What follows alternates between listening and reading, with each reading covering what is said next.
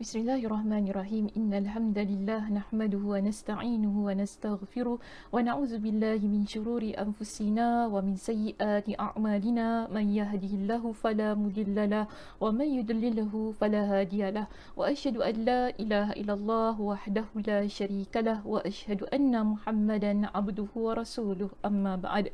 Rabbi shrah li sadri wa yassir li amri wahlul 'uqdatam min lisani yafqahu qawli. Rabbi zidni ilma warzuqni fahma. Allahumma inna nas'aluka ilman nafi'a wa rizqan tayyiba wa amalan mutaqabbala. Assalamualaikum warahmatullahi wabarakatuh.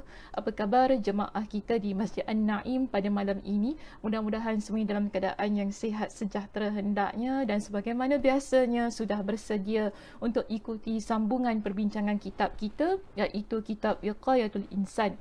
Baik, pada malam ini kita akan lihat dalil-dalil daripada hadis Nabi SAW tentang pengaruh penyakit ain. Jika di sesi yang lepas kita bincangkan ayat-ayat Al-Quran tentang penyakit ain, jadi pada malam ini kita akan lihat apakah yang disabdakan oleh Nabi SAW tentang isu tersebut. Jika kita rujuk jemaah di dalam kitab kita yang bermula dari muka surat 695 di situ ada 12 dalil yang dikemukakan kepada kita sebagai panduan ataupun sebagai satu bukti tentang kewujudan penyakit ini, kewujudan pengaruhnya juga. Jadi kalau kita rujuk pada muka surat 695 di situ, kita ada dalil yang pertama, dalil yang kedua. Dalil pertama, dalil yang kedua di situ Nabi SAW menyebutkan bahawa penyakit ain adalah benar adanya.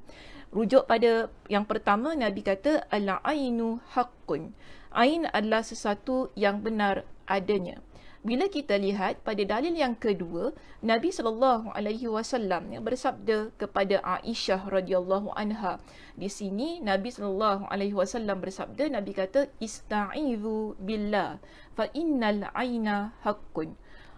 Nabi ajarkan kepada kita ataupun Nabi perintahkan kepada kita supaya meminta perlindungan kepada Allah kerana sesungguhnya penyakit ain itu benar adanya. Jadi dua dalil ini sebagai bukti daripada hadis Nabi SAW yang menunjukkan kepada kita Nabi beritahu supaya kita doa, minta kepada Allah agar berikan perlindungan kepada kita dari terkena penyakit ain tersebut, kerana penyakit ain ini adalah sesuatu yang benar. Jika Allah Subhanahu Wa Taala takdirkan ia berlaku, maka ia boleh berlaku kepada kita, tidak kira siapa pun kita. Ini sebagaimana pada dalil yang ketiga yang terdapat di muka surat 696. Di muka surat 696, Nabi SAW bersabda. Poin kita yang ketiga di sini, hadisnya daripada Ibn Abbas, daripada Nabi SAW. Nabi kata apa? Al-ainu haqqun. Maknanya kita dah ada tiga hadis. Tiga hadis yang menunjukkan kepada kita penyakit ain ini adalah penyakit yang benar. Penyakit yang wujud, yang ada di sekitar kita. Jadi Nabi SAW meneruskan sabda baginda. Nabi kata apa? Walau kana syai'un sabaqal qadara sabaqathul ain. Seandainya ada yang dapat mendahului qadar, iaitu takdir, tentulah itu pengaruh pandangan mata. Jadi Nabi SAW memberikan kepada kita dengan solusi, iaitu Nabi kata apa? Wa izastughsiltum faghsilu.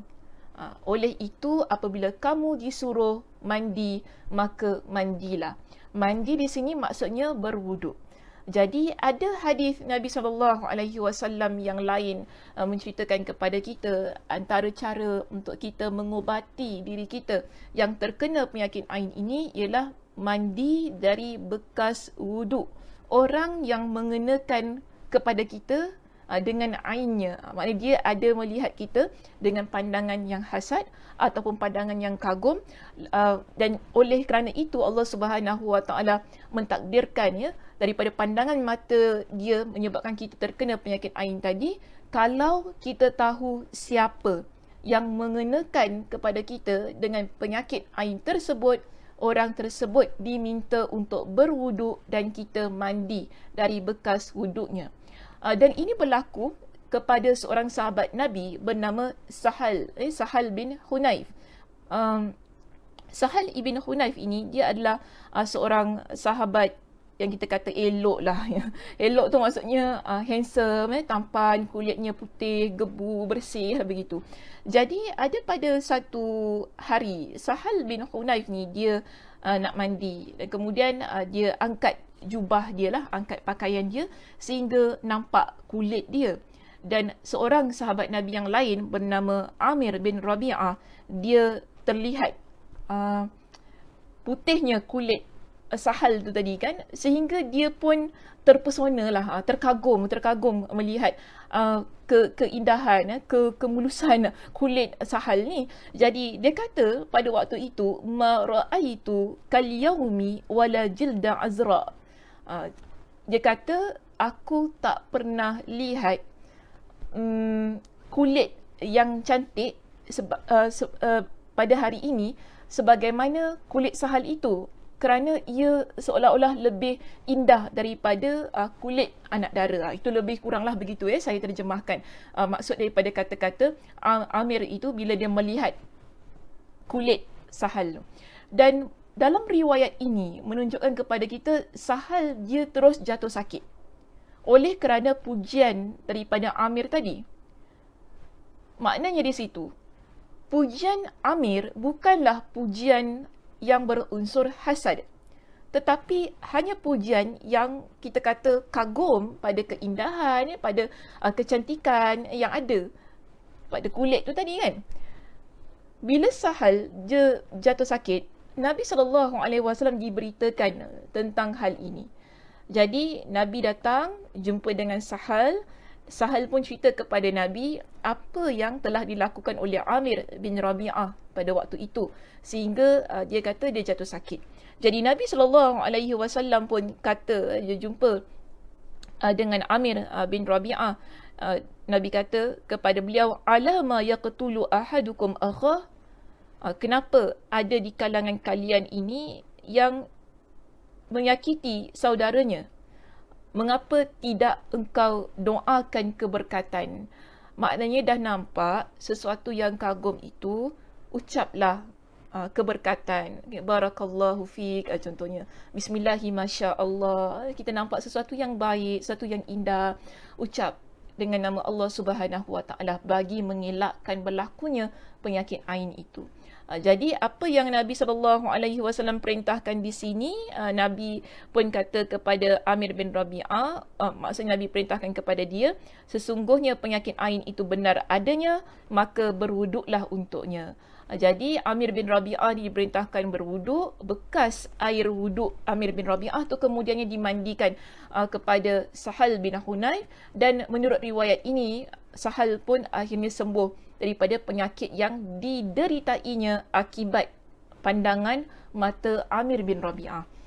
Jadi ini satu situasi yang terjadi pada zaman Nabi SAW yang membuktikan kepada kita ia berlaku semasa hayat Nabi SAW. Ia berlaku sebab itu Nabi SAW perintahkan kepada kita untuk meminta perlindungan kepada Allah dari penyakit yang kita tak nampak itu tadi, tetapi ia wujud. Baik jemaah, kita lihat kepada poin kita yang berikutnya di sini, iaitu kesan penyakit ain. Di sini Nabi SAW ada bersabda tentang penyakit ain, yang mana Nabi kata, innal aina latulighur rajula biiznillah yatasa'adu haliqan thumma yataradda min. Nabi kata sungguh penyakit ain itu akan menimpa seseorang atas kehendak Allah. Okey, apa-apa pun yang terjadi kerana penyakit ain itu, pengaruhnya kita sakit, mungkin kita sakit kerana penyakit ain ini, ia adalah atas takdir Allah Subhanahu Wa Taala. Itu satu perkara yang perlu kita letakkan dalam hati kita ini. Kita jangan tiba-tiba kan nanti kita nak menyalahkan orang itu, oh sebab awak lah, awak tengok saya macam ini tu yang saya sakit. Kita tak boleh salahkan sedemikian. Maknanya kalau dah memang itu takdirnya begitu, begitulah jadinya. Tapi kalau ramai orang tengok kita namun tak ada apa-apa berlaku kepada kita, maknanya Allah Subhanahu Wa Taala tidak takdirkan ia terkena pada diri kita. Alhamdulillah, kan sedemikian.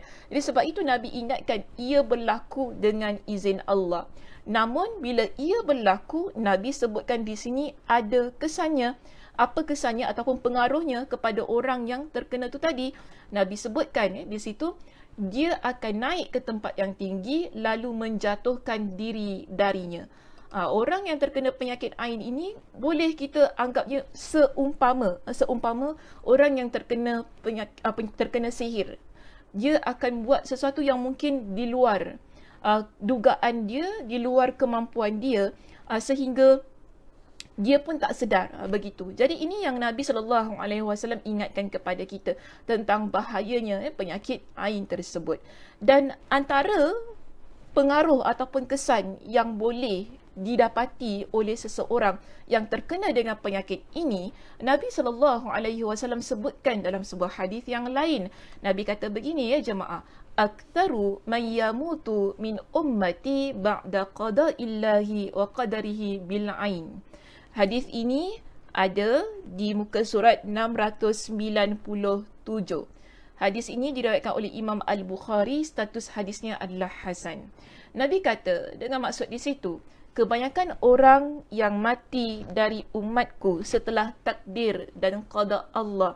Maknanya Allah Subhanahu Wa Taala takdirkan mungkin seseorang itu meninggal dunia kerana kemalangan, kerana penyakit kronik. Ada orang dia meninggal dunia macam tu sahaja kan. Ada kadang-kadang kita dengar berita, oh dia meninggal dalam tidurnya. Tetapi ada satu lagi punca kematian yang mungkin kita tidak sedari.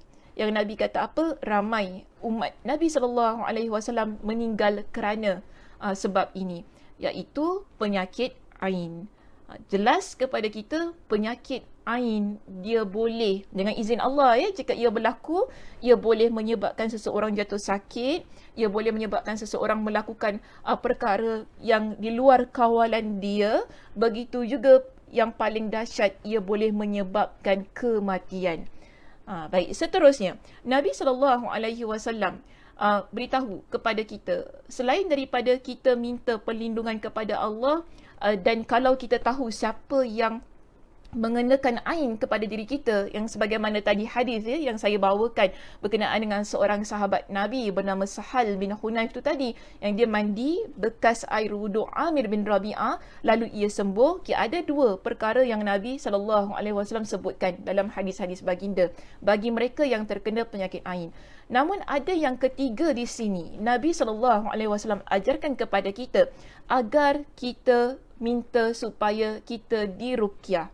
Okey, kalau kita tahu kita mungkinlah kita sakit ni kerana kita terkena penyakit ain, pandangan jahat mata orang ataupun orang yang kagum pada kita, yang mana dia tidak menyebutkan nama-nama Allah, tidak mengucapkan hamdalah kepada Allah, kan? Dalam keadaan sedemikian, kita boleh minta supaya kita diruqyah. Jadi di sini Nabi SAW pernah memerintahkan kepada Aisyah. Aisyah radhiyallahu anha, dia berkata bahawa Rasulullah SAW ya'muruni, Nabi SAW pernah menyuruhku supaya meruqyah penyakit dari pengaruh pandangan mata, iaitu penyakit ain. Jadi ada orang yang terkena penyakit ain, lalu Nabi SAW lihat orang tersebut, Nabi pun perintahkan supaya orang itu diruqyah agar penyakit ain yang terkena pada dia itu pergi daripada orang tersebut. Jadi ini antara cara yang boleh kita lakukan jika sekiranya kita dapat kenal pasti seseorang itu terkena penyakit ain ataupun kita sendiri, ahli keluarga kita terkena penyakit ain ini, maka kita boleh ruqyah untuk dia ataupun baca ruqyah pada diri kita sendiri. Nanti kita akan masuk kepada perbahasan bagaimana untuk meruqyah, apa yang boleh kita lakukan ni, insya-Allah lah pada sesi-sesi yang akan datang. Dan di akhir slide saya di sini saya bawakan juga tentang satu perintah berkenaan dengan ruqyah ini kepada orang yang terkena penyakit ain, iaitu Nabi SAW ada memerintahkan Ummu Salamah. Jadi Nabi SAW pernah masuk ke rumah Ummu Salamah radhiyallahu anha.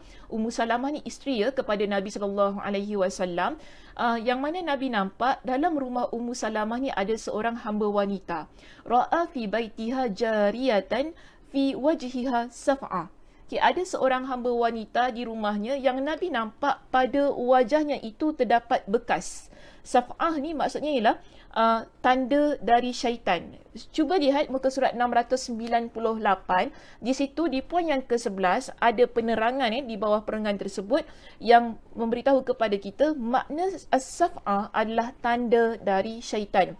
Ada juga yang berpendapat bahawa maknanya adalah satu pukulan dari syaitan, yakni cengkungan hitam atau kuning pada wajahnya. Jadi bila Nabi SAW melihat tanda itu pada wajah seorang hamba wanita yang ada di rumah Ummu Salamah ini, Nabi pun kata kepada Ummu Salamah, Nabi kata kepada dia, istarqu laha, ruqyahlah dia. Ini perintah Nabi. Kerana apa? Pada wajahnya terdapat nazrah. Fa inna bihan nazrah. Nazrah tu maksudnya sakit yang disebabkan sorotan pandangan mata jahat, iaitu daripada pengaruh ain yang orang lihat dia, akhirnya menyebabkan hamba wanita ini memiliki tanda orang yang terkena penyakit ain. Okey. So pada hadis yang ke-12 di situ juga menunjukkan kepada kita perintah yang sama sebagaimana hadis yang terdapat pada poin yang ke-10 dan yang ke-11, iaitu Nabi SAW perintahkan agar diruqyah orang yang terkena penyakit ain. Jadi secara keseluruhannya ke-12 hadis yang kita baca di sini, contohnya tentang ruqyah itu tadi kan, Nabi SAW menunjukkan kepada kita dalam sabda-sabda baginda bahawa penyakit ain ini pertama ianya wujud, ianya benar, dan ia boleh memberi pengaruh kepada kita. Satu, ia boleh menyebabkan kita sakit. Dua, ia boleh menyebabkan kita ini buat perkara yang di luar kawalan kita, yang kita tak perasan, yang kita tak sedar. Ketiga, penyakit ain boleh menyebabkan kematian. Seterusnya, pada hadis-hadis yang kita bincangkan itu tadi, ada cara yang Nabi SAW ajarkan kepada kita. Bagaimana kita nak hindari ia? Pertama, banyak berdoa kepada Allah, minta perlindungan kepada Allah agar kita ini tidak terkena penyakit ain. Nanti insya-Allah saya akan kongsikan doa-doa untuk kita dinding diri kita dari penyakit ain itu. Dan kedua, Nabi SAW juga ajarkan kepada kita, jika kita tahu siapa yang melihat kita, yang menyebabkan kita terkena penyakit ain daripada pandangan mata dia itu tadi, kita boleh minta supaya dia berwuduk, lalu kita mandi daripada bekas wuduknya. Nanti juga insya-Allah kita akan kongsikan bagaimana cara wuduk itu dilakukan dan bagaimana seseorang itu mandi daripada bekas wuduk tersebut. Dan yang ketiga, Nabi SAW ajarkan kepada kita tentang ruqyah. Okey, sebab dari awal tadi saya tekankan bahawa ain ini ataupun penyakit ain ia berlaku dengan izin Allah Subhanahu Wa Taala. Jika ia berlaku kepada kita, yang mana lebih-lebih lagi kita pada zaman ini kita begitu terdedah. Maksudnya ramai orang melihat kita dengan konteks yang mana kita hidup menerusi banyak memaparkan kehidupan di sosial media kita, Facebook, Instagram, TikTok dan sebagainya. Ramai orang yang melihat kita dan itu dah memang kita kata menjadi sebahagian daripada kehidupan kita, yang akhirnya kita tidak tahu siapa yang mengainkan kita. Dan jika kita terkena dengan penyakit itu, dengan izin Allah Subhanahu Wa Taala, Nabi ajarkan kepada kita supaya kita diruqyah.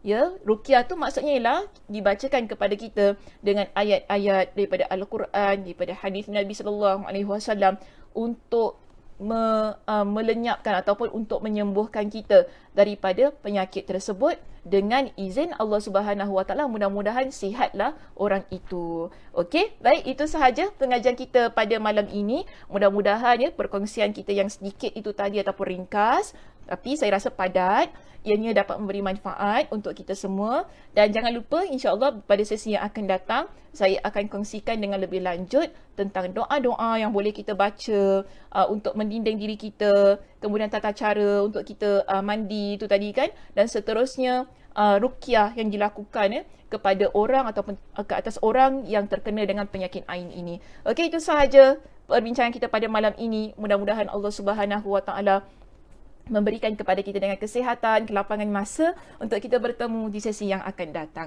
Saya tutup dengan tasbih kafarah. Subhanakallahumma wa bihamdika asyhadu an la ilaha illa anta astaghfiruka wa atubu ilaik. Assalamualaikum warahmatullahi wabarakatuh. Jemaah yang budiman, ayuh sama-sama kita dirikan kediaman kita di Jannatul Naim kelak. Masjid An-Naim memerlukan sejumlah $500,000 untuk menambah baik ruangan solat dan bangunan masjid bagi keselesaan dan ketenangan ibadah para jemaah. Saya doakan agar setiap infak yang dihulurkan diberikan pulangan oleh Allah Subhanahu Wa Taala dengan berlipat kali ganda di dunia dan akhirat nanti. Amin ya rabbal alamin.